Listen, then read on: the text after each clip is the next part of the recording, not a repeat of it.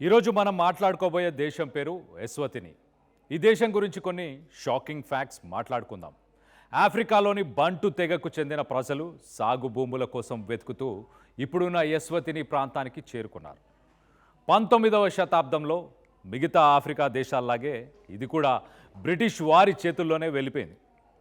చాలా కాలం పాటు వాళ్ళ కంట్రోల్లోనే ఉంది. చివరకు 1968 సెప్టెంబర్ 6న ఈ దేశానికి బ్రిటన్ నుండి పూర్తి స్వాతంత్రం వచ్చింది. అప్పటి నుండి ఇది ఒక స్వాతంత్ర రాజ్యాంగంగా కొనసాగుతుంది. చాలామందికి ఇక్కడ సొంత భూములు ఉండవు, అంతా రాజు ఆధీనంలోనే ఉంటుంది. ప్రజలు కేవలం అక్కడ సాగు చేసుకుంటూ మాత్రం బతకాలి. ఇది దక్షిణ ఆఫ్రికాలోని అతి చిన్న దేశం. ఇక్కడ జనాభా కేవలం 12 లక్షలు మాత్రమే. కానీ అందులో దాదాపు 3 లక్షల మందికి హెచ్ఐవి పాజిటివ్ ఉంది. అంటే సింపుల్గా చెప్పాలంటే అక్కడ ప్రతి నలుగురిలో ఒకరు ఈ ప్రాణాంతక వైరస్తో బాధపడుతున్నారు. అసలు ఒక దేశం మొత్తం ఇలాంటి హెల్త్ క్రైసిస్లోకి ఎలా వెళ్ళింది, దీని వెనుక ఉన్న కారణాలేంటి డీటెయిల్గా చూద్దాం. ఇక ప్రపంచంలోనే హైయెస్ట్ హెచ్ఐవి ప్రివేలెన్స్ రేట్ ఉన్న దేశం కూడా ఇదే. ముఖ్యంగా 15 నుండి 49 ఏళ్ల మధ్య ఉన్న యంగ్ జనరేషన్ ఈ వైరస్ బారిన పడటంలో ఎస్వతిని వరల్డ్లోనే ఫస్ట్ ప్లేస్లో ఉంది. ప్రతి సంవత్సరం కొత్తగా 7,000 మంది ఈ మహమ్మారి బారిన పడుతున్నారు. 1986లో అక్కడ మొదటి కేసు బయటపడింది. ఆ తర్వాత కేవలం కొన్ని దశాబ్దాల్లోనే ఇది ఒక వైల్డ్ ఫైర్ లాగా మారి దేశం మొత్తం స్ప్రెడ్ అయింది. అసలు ఇంతలా వ్యాప్తి చెందడానికి కేవలం మెడికల్ రీజన్స్ మాత్రమే కాదు, అక్కడ సోషియో ఎకనామిక్ పరిస్థితులు కూడా ప్రధాన కారణం. ఇంతలా వ్యాధి పెరగడానికి first and foremost reason extreme poverty. ఈ దేశంలో దాదాపు 60% మంది ప్రజలు బిలో పావర్టీ లైన్లో బతుకుతున్నారు. సరైన ఉపాధి లేక అక్కడి మగవారు పక్కనే ఉన్న సౌత్ ఆఫ్రికాలోని మైనింగ్ సెక్టార్కి కూలీలుగా వెళ్తుంటారు. అక్కడ సరైన అవగాహన లేకపోవడం వల్ల వాళ్ళు అన్సేఫ్ సెక్స్లో పాల్గొని తిరిగి ఇంటికి వచ్చినప్పుడు తమ భార్యలకు కూడా ఈ వైరస్ని అంటిస్తున్నారు. రెండో కారణం అక్కడ ట్రెడిషన్స్ అండ్ కల్చర్. ఇక్కడ ప్రతి ఏటా రీడ్ డ్యాన్స్ అనే ఒక పెద్ద కల్చరల్ ఫెస్టివల్ జరుగుతుంది. దీన్ని చూడడానికి ప్రపంచం నలుమూలల నుండి టూరిస్టులు వస్తుంటారు. ఈ రీడ్ డ్యాన్స్ అంటే ఏంటో తెలుసా? పెళ్ళి కాని అమ్మాయిలు సగం దుస్తులతో ఒక చోట చేరి చేసే పండుగ ఇది. ఈ డ్యాన్స్లో కేవలం కన్యలు మాత్రమే పాల్గొంటారు.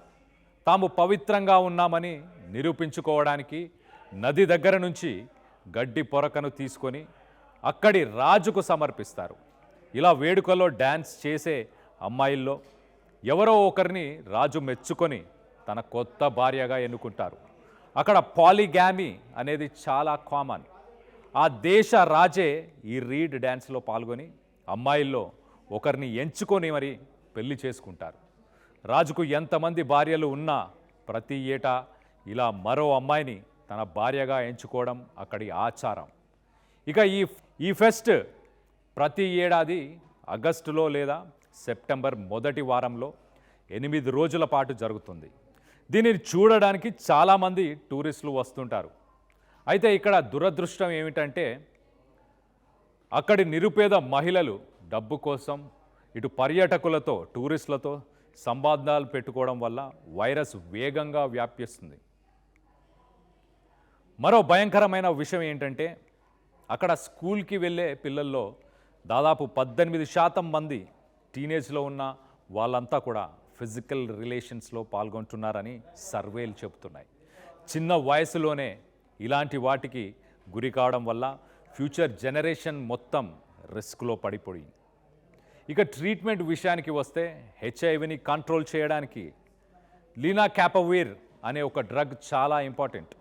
దీన్ని షార్ట్కట్లో లెన్ అంటారు. అయితే పలు కారణాలతో గ్లోబల్ ఫండ్ ద్వారా ఈ దేశానికి రావాల్సిన మందుల్లో సగం కూడా రావట్లేదు. దీంతో సరైన డోసులు లేక కొత్తగా వైరస్ సోకకుండా ఆపడం కూడా గవర్నమెంట్కి చాలా కష్టంగా మారింది. అయితే పరిస్థితి అంతా నెగటివ్గానే ఉంది అంటే కాదు. గత 20 ఏళ్లుగా యశ్వతిని గవర్నమెంట్ ఈ విషయంలో చాలా సీరియస్గా ఫైట్ చేస్తుంది. వైరస్ సోకిన వాళ్లకు త్వరగా ట్రీట్మెంట్ అందించడం వల్ల ఎయిడ్స్ డెత్స్ని చాలా వరకు తగ్గించింది. ఇక ఇండియాలో చూసుకుంటే దాదాపు 25.61 25.61 లక్షల మంది హెచ్ఐవితో బాధపడుతున్నారు. ప్రపంచంలో సౌత్ ఆఫ్రికా తరువాత అత్యధిక హెచ్ఐవి బాధితులు ఉన్న దేశం ఇండియానే. పెద్దవారిలో అంటే 15 నుంచి 49 ఏళ్ల వారిలో ఈ వ్యాధి రేట్లు 0.20%గా ఉంది. అంటే ప్రతి 1000 మందిలో ఇద్దరికి ఈ వైరస్ ఉంది. ఒక తెలంగాణలో సుమారు 1,24,000 మంది హెచ్ఐవి బాధితులు ఉన్నారు.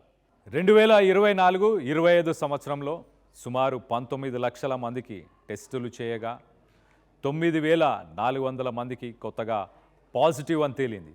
తెలంగాణలో పోలిస్తే ఇటు ఏపీలో బాధితుల సంఖ్య కొంచెం ఎక్కువ.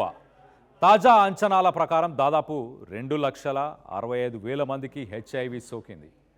మొత్తంగా యశ్వతిని దేశం ఎదుర్కొంటున్న ఈ పరిస్థితి మనకు హెచ్చరికగా మారిపోయింది. హెల్త్ పట్ల అవగాహన లేకపోతే, దానికి పేదరికం తోడైతే ఒక దేశం ఎంతటి సంక్షోభంలోకి వెళ్తుందో చెప్పడానికి ఇదొక నిదర్శనం.